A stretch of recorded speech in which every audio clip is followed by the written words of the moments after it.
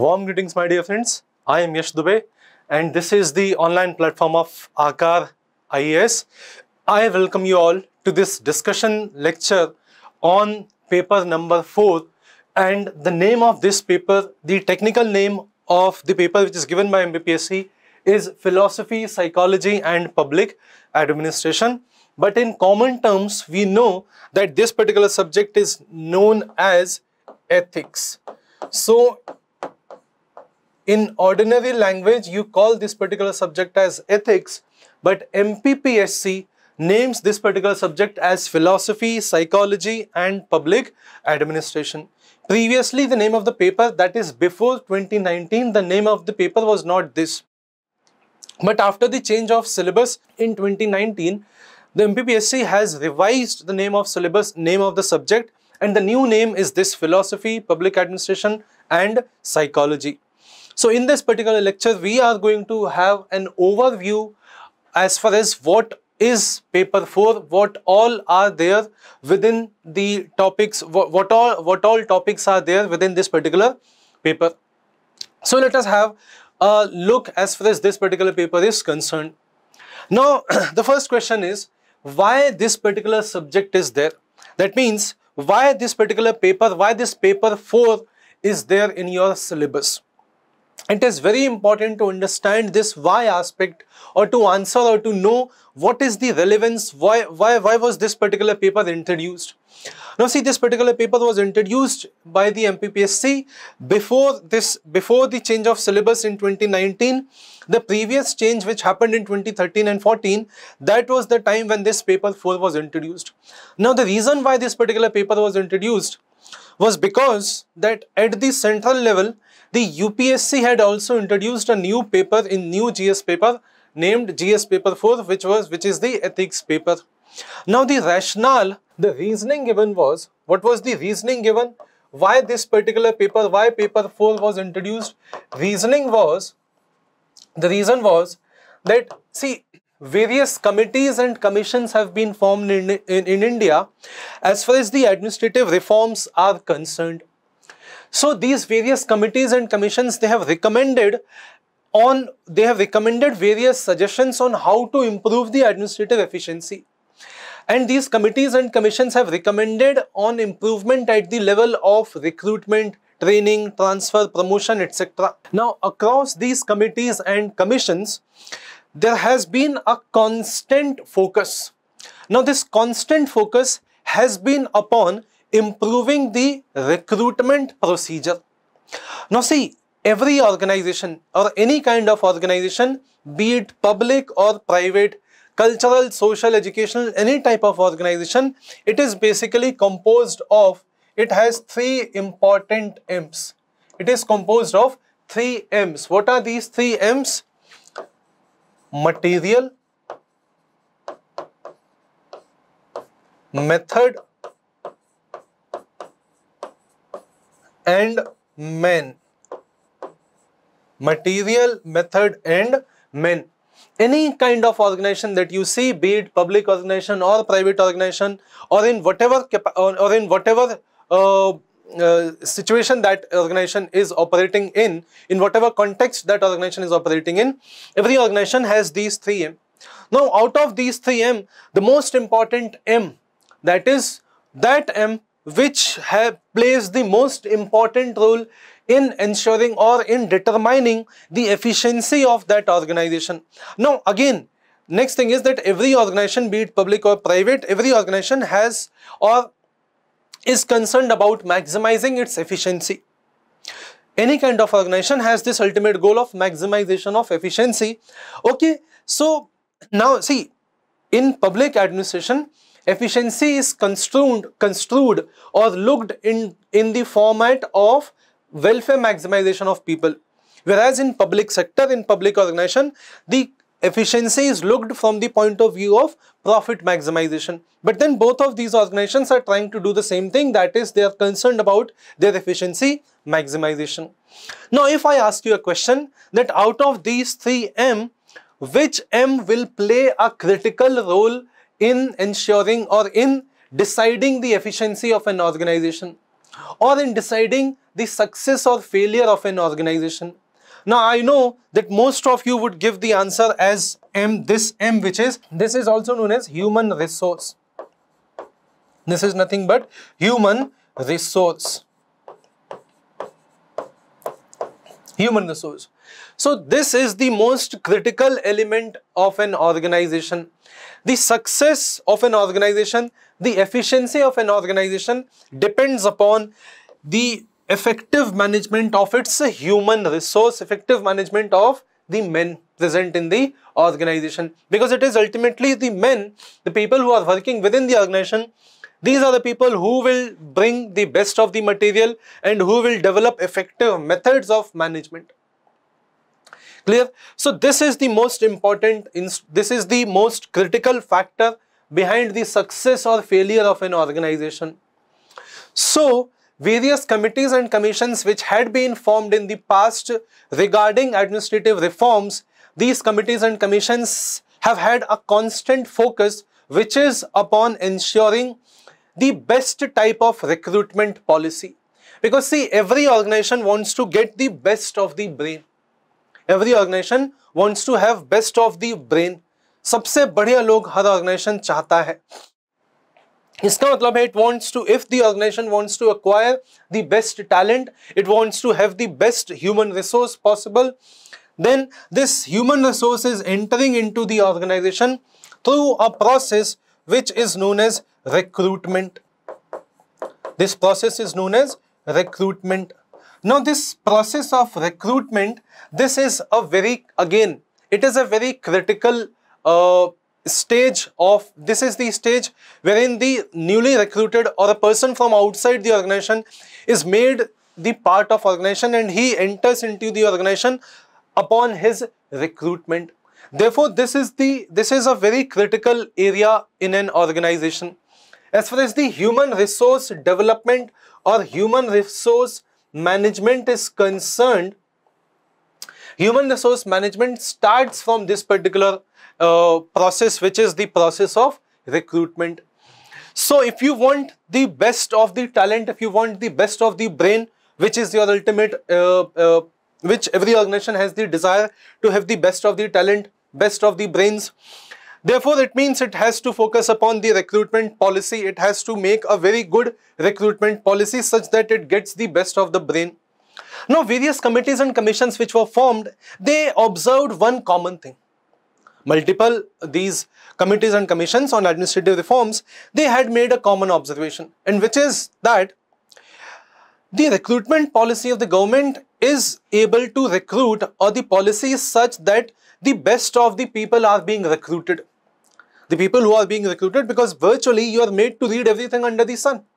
In this particular examination, you have to read everything which exists under the sun. So from history to polity to economy to everything, you have to read. So it means that you are a well-formed brain if you clear the examination and enter into the services.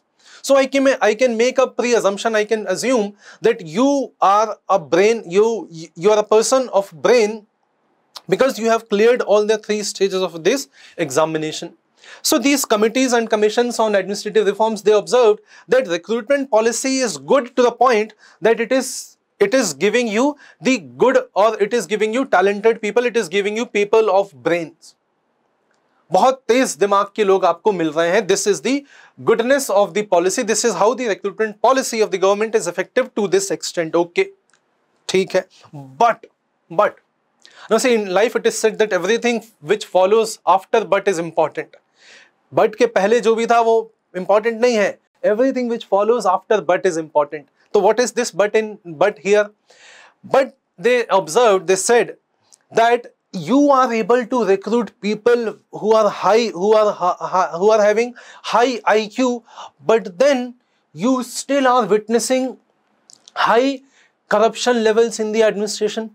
Or contrary to it, or the reverse thing is that even with this recruitment policy that you have, through which you are able to recruit people who are high on emotional, who are high on IQ, but then even then after this, the corruption and administration is not being reduced. Or if your recruitment policy is very good, why is it that the corruption in administration is still happening? Why you are not able to combat or control the corruption, administrative corruption?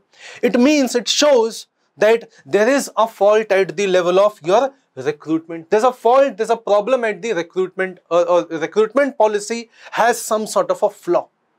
Because had this recruitment policy been good enough, you would have not seen rather an increase in the administrative corruption.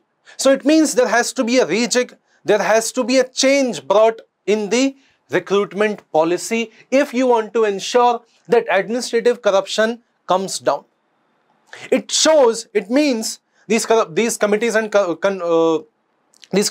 commissions observed that the recruitment policy that you have now is giving you, or is able to recruit people who are, or administrators who are high on emotional, high on IQ, they have high intelligence, but the recruitment policy or the system is not able to recruit people who are ethical in nature. People who are ethical in nature. Their ethical competence is very low. So even when you have people who are high on IQ, but then their EQ is their ethical competence is very low. These people are not ethically sound. Even though they are intelligent, they are high on intelligent quotient IQ, but then their emotional competence is very low. This signifies a loophole in the recruitment process. Therefore, these committees and commissions on administrative reforms, and especially focusing upon the changes that need to be brought in the recruitment system, came out with a suggestion in the form of GS paper 4.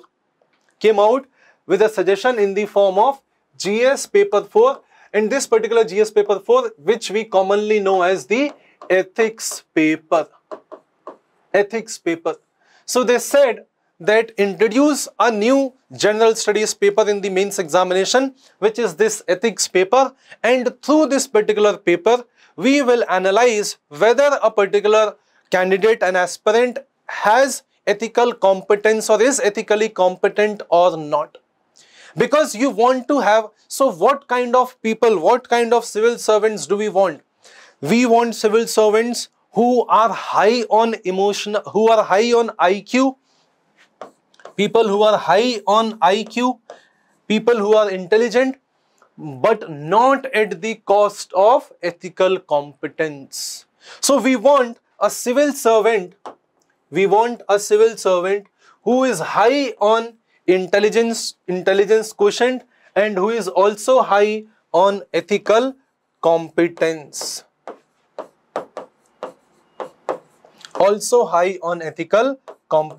So we want a very good mix of intelligence and ethics. So we want such officers who are intelligent plus who are also ethical in nature. That is, you cannot pick and choose one over the other. So for example, when you go and sit in your interviews, the question will be that given an option, what kind of an officer would you want to be? This is a probable question in your interview. Given an option, what kind of an officer would you want to be? An efficient one or an honest one? Now always remember, whenever you are given such a choice, the examiner wants you to find a balance between these apparently contrasting options. Now in this particular case, if you choose efficiency over honesty, this is a dangerous concept. Because efficient people who are high on intelligence, people who are highly intelligent, but these people are not honest. If such an officer is not honest, this is a dangerous proposition.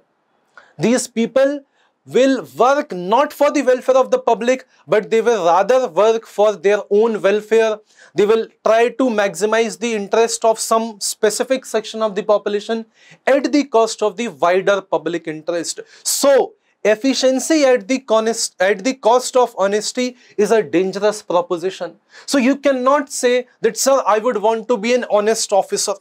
Then the examiner would ask you, is this correct, or an honest officer, an efficient officer who is not honest, if this is the case, will this ensure public welfare, or is it in public interest that you have officers who are efficient, very brainy people, but then their ethical competence is dubious? They are not ethically competent, or rather there's a question upon their integrity. Can you afford, can you as a society, can we as a society afford such officers in our administrative system who are very efficient, who are very intelligent, but then their integrity is under question? No, obviously not. So efficiency, an efficient officer without being honest, efficiency at the cost of honesty is dangerous. We do not want this. And then if you give the answer, say that, sir, I want to be an honest officer. But then he would ask you, honesty at the cost of efficiency, again, is it in public interest? Answer is no. Why? Because honesty without efficiency, it is useless. It is meaningless. What will we do if we have officers who are very honest, but then they do not know how to work? They are very low on efficiency. For example, they do not know how to operate, how to use these new technologies, let alone this AI, ML, etc. They do not know how to operate computers. Now, in this day and age, can you expect a civil servant to not to have basic know-how of this IT and computers? If this is how an officer is, howsoever honest he might be, if he is an officer of integrity, he is an officer who shows honesty, but then he is not able to work. He is not able to adopt to this new system, new method of working, and he is very lazy, he is very inefficient. Is it in the public interest? We as a society, do we want such officers in the public organization? Obviously not. So honesty at the cost of efficiency is meaningless. Efficiency at the cost of honesty is dangerous. So what kind of an officer would you want to be? Honest one as well as an efficient one. Honesty plus efficiency, both of these things need to be there. Rigidity plus flexibility. What kind of a constitution is there in India? A good blend of rigidity and flexibility has been tried to, the constitutional framers have tried to achieve a very good blend of rigidity and flexibility. This is what you want. This is what they want from you. This is how we want our civil servants to be. Efficient as well as honest. So through this particular paper, the system, the committees and commissions, they have pre-assumed that people who get good marks in this particular paper will be those candidates or aspirants who have high ethical competence. But then there's a popular saying which is that people who get good marks in paper 4 are generally those people who will give you, these are the people who will, whose name you will see in newspapers after some years or some months of joining these services. In what sense you will see their names in the newspapers is, this is a satire that I am making, so I assume that you are getting my point. So it is said that, so it was assumed by these committees and commissions that this paper 4, after introduction of this paper 4, now you will have a balance in your recruitment system, recruitment policy in the examination system, the civil services recruitment system, wherein people who are high on IQ, people who have brain, people who are intelligent, plus also you will be able to get those people, you will be able to recruit those people who are high on ethical competence. So this is the reason why this particular subject, paper 4, ethics paper, why was this introduced as GS paper 4 in your mains examination. I hope it is clear now. So this is the purpose. So it is better if we know the purpose of introduction of this paper before we begin any discussion on this particular paper. Clear? I hope I am clear now. Now next is the utility of this particular paper. Now see, as far as the utility is concerned, you can divide this into 2 headings, or I have divided this into 2 headings. First is the instrumental role, and then you have the substantive role. Instrumental role, that is from the point of view of examination. From the point of view of examination.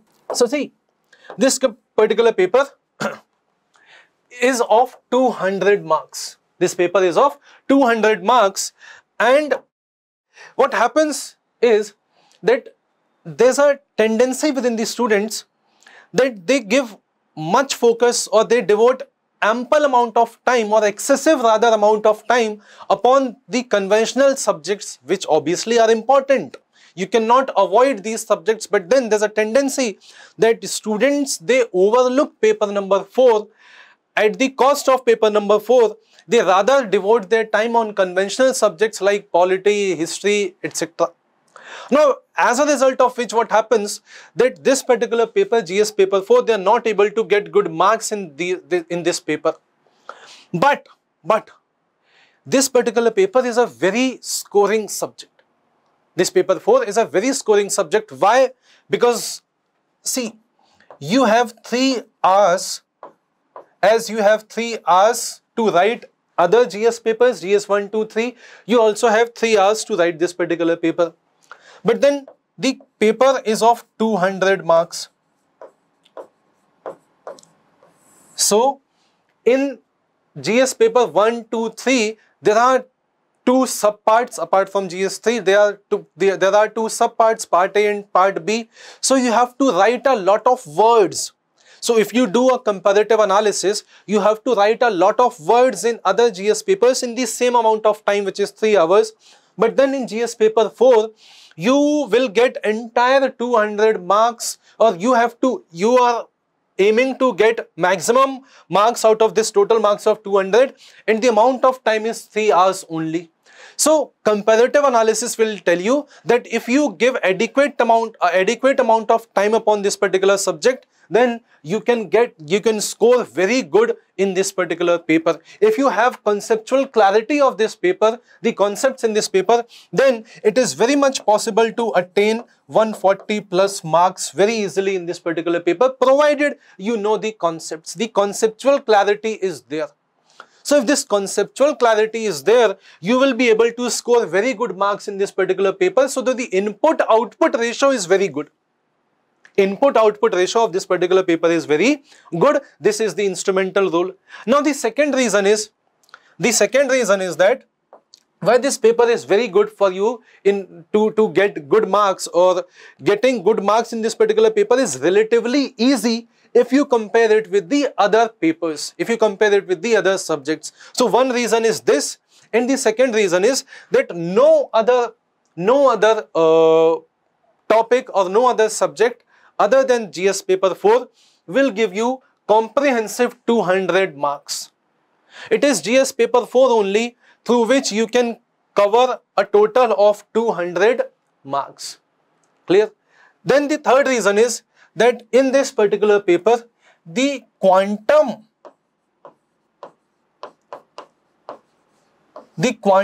is not very huge.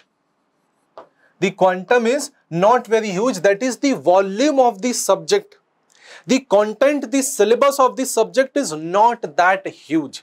Apart from only one topic, which is the philosophers, we will discuss about this syllabus in the next lecture. So apart from the first unit, which is the philosophers or thinkers, which is somewhat abstract in nature, apart from that particular unit, you might find some difficulty, but when we start reading that particular unit also, that will also become very interesting. So apart from the first unit, which is the unit of philosophers, rest of the units are very easy, very comprehensible, very easy to understand, easy to remember, and there is only this much amount of content to be read. And by reading a small amount of content, the questions invariably will be from this particular content only, and after reading a small amount of content, you will be able to answer all the questions in this paper. So this is another reason why this paper has this instrumental role. What is the utility of this paper? So instrumental role is the role as far as this particular paper and your exam and your marks in the examination are concerned. So after having gone through this particular paper, this paper will help you in getting an edge. So if you devote an adequate amount of time, not less, not more, if you devote an adequate amount of time, you will get an edge over other aspirants, other candidates. This is for sure. Okay, So this is the instrumental role, the role of this particular paper in getting you more marks. So after discussing the instrumental role, which is the role of this particular paper in getting you the edge from other students, then this particular paper also has their substantive role. The utility is its substantive role, which is also very important. Now, what is the substantive role of this particular paper? Now, see, after having gone through the philosophers, the topics related to psychology, topics related to public administration, this particular paper will make you an evolved being. You will be an evolved person. You will be an evolved person after having gone through the syllabus of this particular paper. So not only you will be intelligent, not only you will have a good amount of information and knowledge, but this particular paper will expand the horizons of your thinking. This will give you, for example, especially the topic related to philosophy, that is the paper, unit number 1, philosophers, that will give you multiple dimensions to think. And that will expand the scope of your thinking, that will expand the horizons of your mental capacity, and that will force you to adopt the path of spirituality. So you will become an evolved being. It means that you will start questioning, you will start asking deeper questions. You will start asking these deeper questions of life. You will be concerned, you will not be focused only about the present, but you will start focusing upon the future. So having gone through the syllabus, having read this particular paper, you will be an evolved being. You will stand out from the crowd.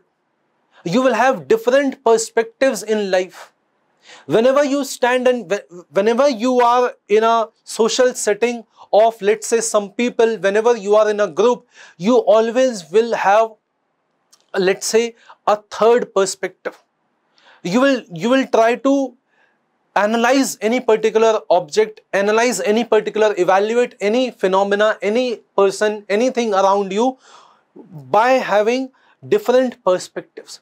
So you will have different perspectives in life towards anything, towards, let's say, any social practice, towards any economic ideology, towards the politics of the day, towards the religion, towards social norms. So everything you will start questioning, you will start asking legitimate questions on everything or regarding everything that you see around you, be it social, political, economic, everything. This gives you that perspective. This particular paper gives you that framework through which you can analyze multiple or virtually everything which exists around you. Now at this moment, let me also tell you that this paper is rather going to be the most interesting subject that you will ever come across. Even more interesting or even more practical. Not only will it be interesting, but I will tell you that this is also going to be practical, even more practical than the disciplines of science. Why practical and why interesting? Both of these questions carry the same answer, which is, it is interesting and practical. Why? Because everything that you see, that you read under this particular thing, you will see that everything is there around you. Something which is practical, it automatically becomes interesting, isn't it? So any particular topic that you will see, you must have heard that, you must have gone through it, you must have experienced that, you must have seen it in TV, newspaper, etc. You must have heard about those particular things from in your family or through your friends. So everything is practical, and because everything is practical in this paper, therefore it is very interesting.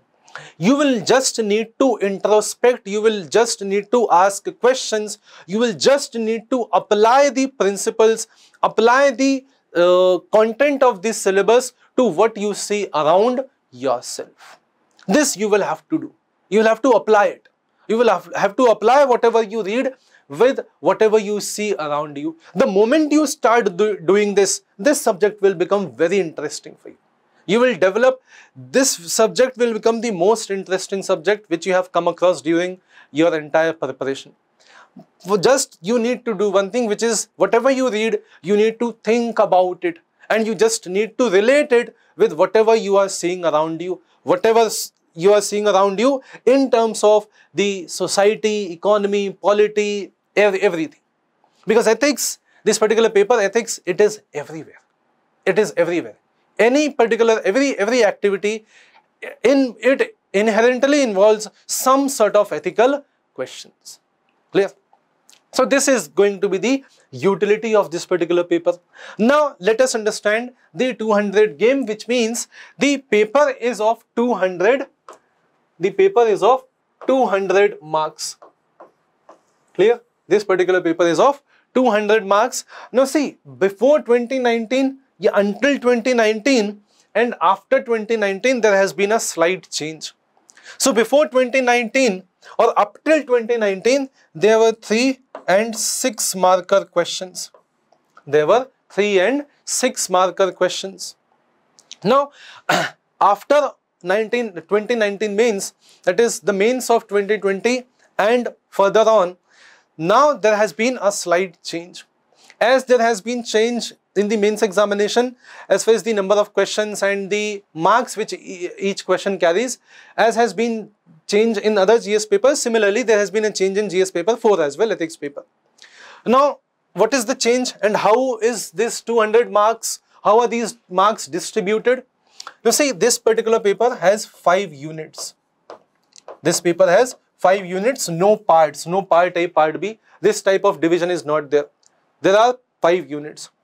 Now, every unit, let's say first unit, every unit will have 3 types of questions. Will have 3 types of questions. What are these 3 types of questions? First is 2 marker question. Then you will have a 5 marker question. And then you will have a 20 marker question. 2, 5 and 20. So unlike in other GS papers where you have 3, 5 and 11 markers, here you have 2, 5 and 20 markers.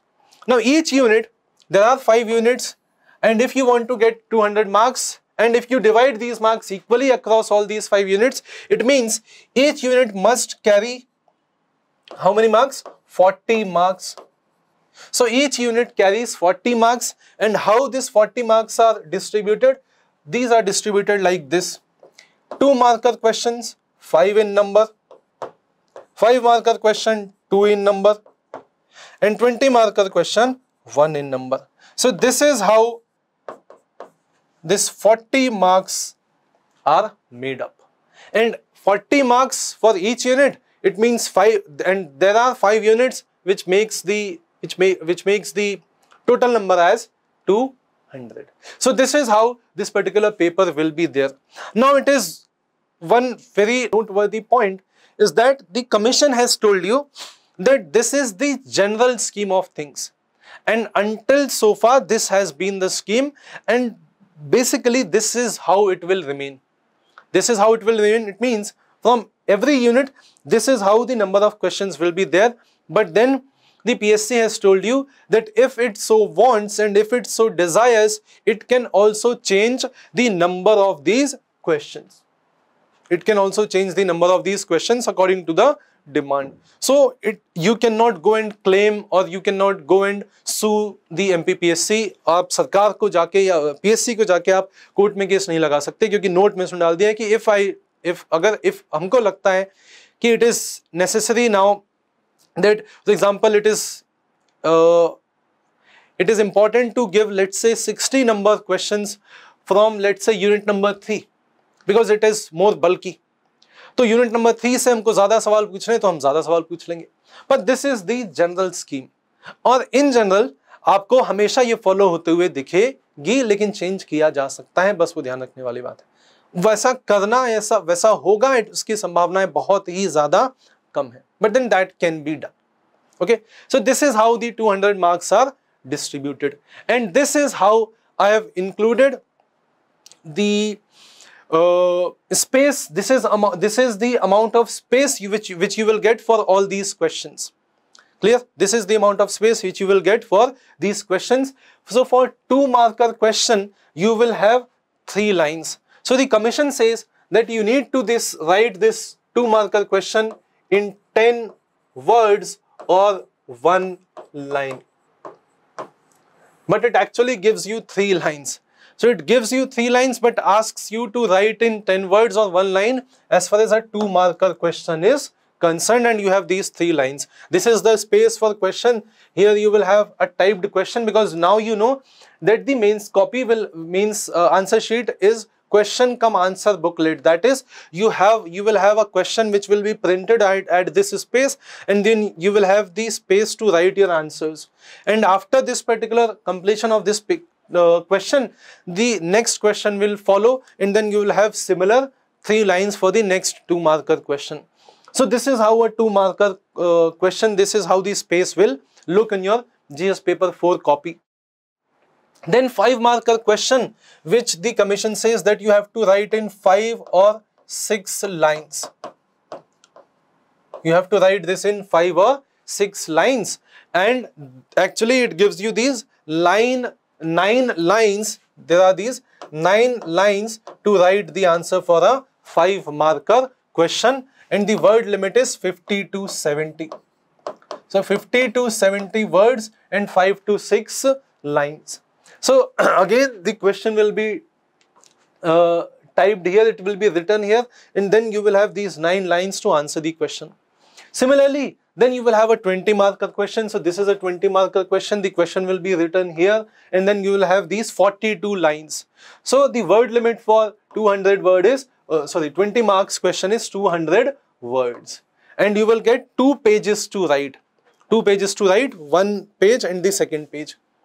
So you will have this written over there, continued, and in total you will have about 41 or 42 lines to write a 20 marker question. Okay, now let me tell you one more thing. See, as far as there are 5 units in GS paper 4, clear? The 5th unit is case studies. The 5th unit is case studies. And as far as case studies are concerned, there has been a very important change. I'm rubbing this. There has been a very important change as far as the case studies are concerned. You see, as far as these case studies are concerned,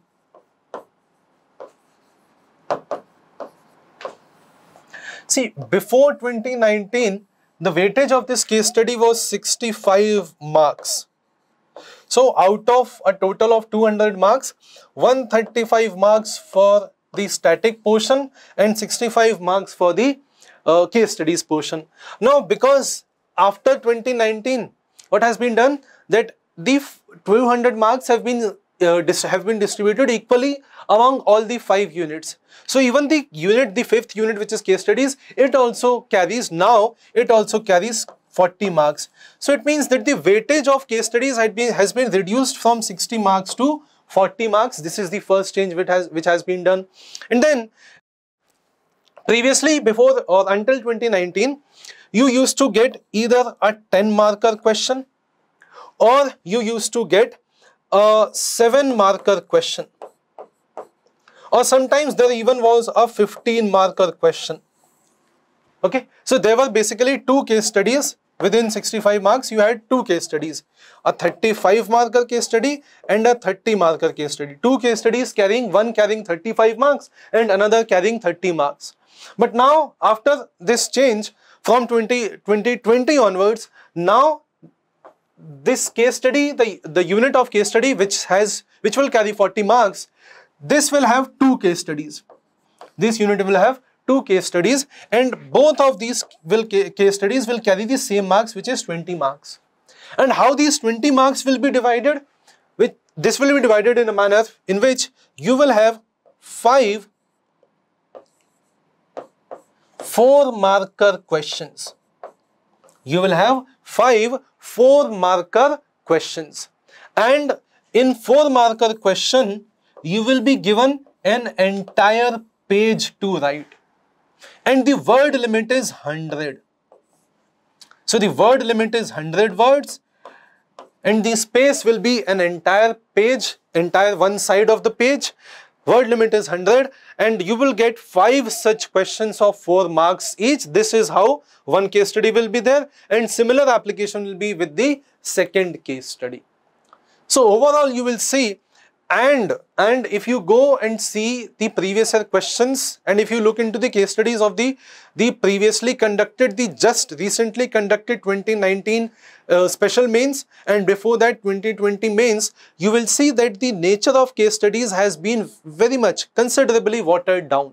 These are not the case studies that actually should be asked, because these case studies are more like unseen or comprehensive passages than being actual ethical case studies of ethics. But then we will obviously have to read, we will read about case studies. Why? Because you cannot make an assumption that because this PSC has asked these case studies in this format, it will continue with the same thing for the third time, because you cannot make assumptions only on the basis of 2 events. अगर ये बात 3 या 4 या 5 बार अगर ये चीज वापस repeat हो जाएगी, then we can make an assumption कि okay, now this has been the changed pattern of case studies. But then we will have to solve the standard case studies. We will have to understand how an ethical case study is approached. तो हम उस तरीके से देखेंगे. अगर ये pattern, अगर ये फिनोमेना 4-5 साल तक कंटिन्यू हो जाए, तो फिर हम बोलेंगे कि ठीक है, अभी केस स्टडीज का इतना रेलेवेंस नहीं है, क्योंकि केस स्टडीज तो basically they are more like unseen passages और comprehensive unseen passages comprehensions that you have in your CSAT examinations.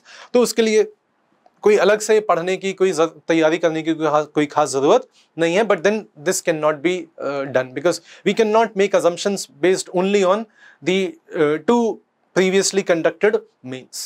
Clear? So this is how the 200 marks are distributed.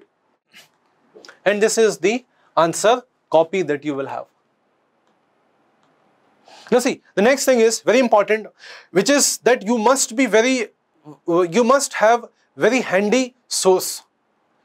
किस चीज से आपको किस सब्जेक्ट को पढ़ना है, that is very important. अगर वो नहीं है आपके पास, तो फिर आप दिमाग लगता है कहां पे कि what source to be referred. So let me clear at the very beginning that the resources or the content, the material that you will get from the coaching would be sufficient. The material that you will be provided by the academy, the notes. So the notes that you will be getting from me, these notes will be more than sufficient. The academy notes will be more than sufficient. First, even though if you find this subject 1 to be interesting, और second उसके बाद भी अगर आप बोलते हो कि नहीं कुछ तो बताओ, बताना तो पड़ेगा, कोई तो किताब बतानी पड़ेगी, तो I will recommend you the 4th report of second ARC. 4th report of second ARC. Now what is this second ARC headed by Veerappa Moily? The Second Administrative Reforms Commission. Now, as I was talking about previously at the starting of this video, that various committees and commissions had been formed post-independent India regarding the changes that need to be brought in the administrative system of the government so that its efficiency and effectiveness can be increased. One such rather very important commission has been this Second Administrative Reforms Commission, and it has come out with 15 reports on different aspects of administration. 15 such reports are there. Of those 15 reports, I am asking you to read this 4th report. The heading or the title of this report is Ethics in Governance. Ethics in Governance. Now this report can be read in 2 manners. One, if you are short of time, then you can read 3 things in this particular report. First is the introduction of the report. Then at last you will have recommendations. You need to remember those recommendations, and you can straight away write those recommendations at the end of your answers in this particular paper, or let's say in paper of polity also. So the introduction, recommendations and the important or the boxes that are there. So in this particular report, you will have some highlighted portion in box or in that format. So everything which is highlighted, that is important from exam point of view as well. There was a question in the UPSC, and the state PSC has a habit or a tendency of asking those questions which had been asked in other Public Service Commission examinations. So previously there was a question in 2015 or 16, there was a question in UPSC mains GS paper 4 about the 7 sins of Gandhiji. This question was directly taken from this 4th report of 2nd ARC. There's a box mentioned, and that box talks about the 7 sins according to Gandhiji. Straight away question in UPSC 2015 or 16. So therefore these 3 things can be read if you do not have much amount of time, even though you want to read something extra, or if you have much amount of time, then you read this particular document completely and then try to make short notes out of it. If you have time, you can also do this, and this is the most authentic, the most interesting source that you can have for your paper 4. Otherwise, these notes, they will be sufficient. Now at last, let us talk about the strategy and approach that we are going to adopt in these lectures that you will have on GS paper 4. So what is the strategy and approach? The first thing is that how we will proceed forth. So first we will start with the basics. First we will start with the basics of ethics. What is ethics? Where did it originate from? All those things.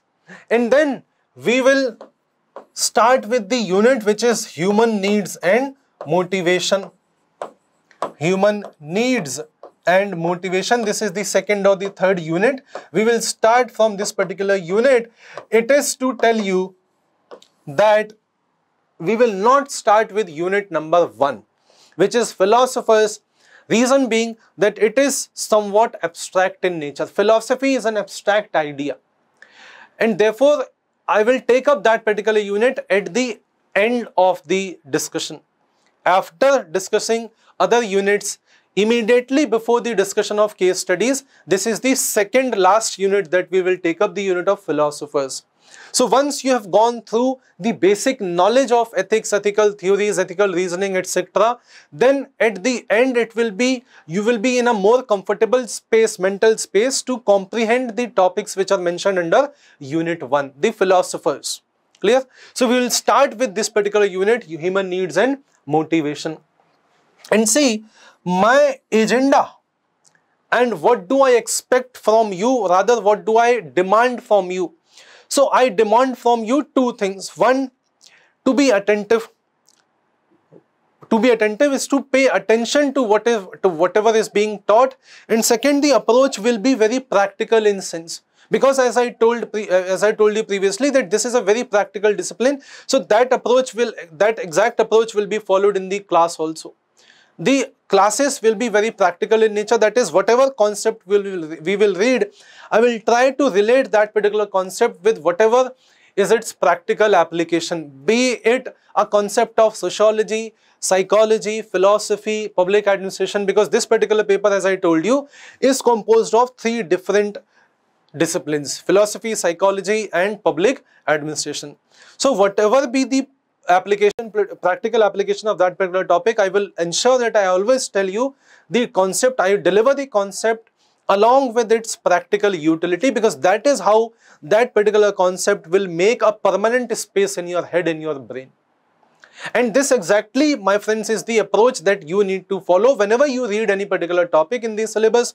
Please make it a point that you always try to relate it with the contemporary or the historical events that are associated or that you can associate with that particular topic. So if, for example, you are reading about, let's say, corruption, if you are reading about ethical theories, if you are reading about code of conduct, please make it a point that you try to relate it with the topics, with whatever you are seeing, let's say, whatever you are reading in your newspapers, through whichever media you are consuming your news. Please try to relate the static portion with the dynamic portion, because that is how it will become practical, that is how it will become interesting, and that is how, if you quote relevant things from the current happenings in GS paper 4, you obviously will get brownie points, more marks than your fellow competitors, and then that will create an edge. And even 1, 2, 3 numbers, they can make or break the game. They can decide the rank in that golden PDF, and they can also decide whether you actually have your name in that PDF or not. Clear? So we will have this type of approach, a rather very practical approach.